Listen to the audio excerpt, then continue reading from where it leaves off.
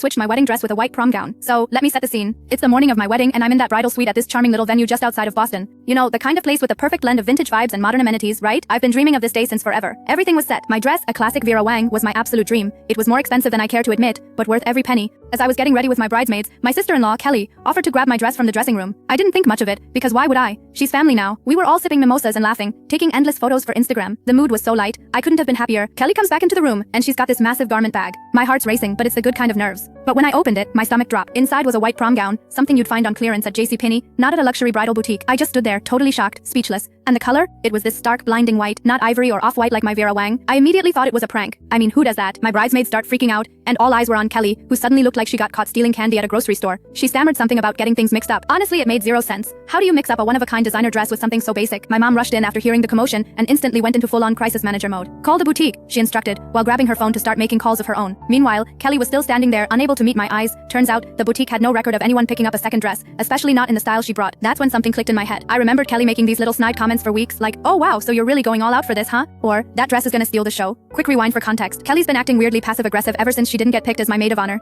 It was a decision based on years of friendship, not some personal vendetta, but apparently she took it personally. I guess she thought sabotaging my wedding day would somehow make her feel better. I was livid, like red-hot angry, but I couldn't let her ruin my day. This was my wedding, and no way was I walking down the aisle looking like I raided a teenager's closet. My best friend, who thankfully shared my size, had a backup dress in her car. Like, who even does that? Total lifesaver. In a mad scramble, I changed into that backup dress, and even though it wasn't what I'd originally planned, it had this boho charm that worked perfectly with the venue. The ceremony was delayed by only 20 minutes. Pretty impressive if you ask me. During the wedding, I made sure to keep my distance from Kelly, who had the gall to stay for the whole event. Later, I caught wind that Kelly had been bragging about how she'd put me in my place. Yeah, bold move. I'm not sure what her endgame was, but it sure as hell didn't work. The next day, my husband and I agreed to cut ties with her completely. I mean, family or not, who needs that kind of energy in their life? To me, the day was a success because at the end, I still got to marry the love of my life, while Kelly got a permanent exit out of our lives. Good riddance. If anyone needs advice on handling family drama at weddings, I'm your girl.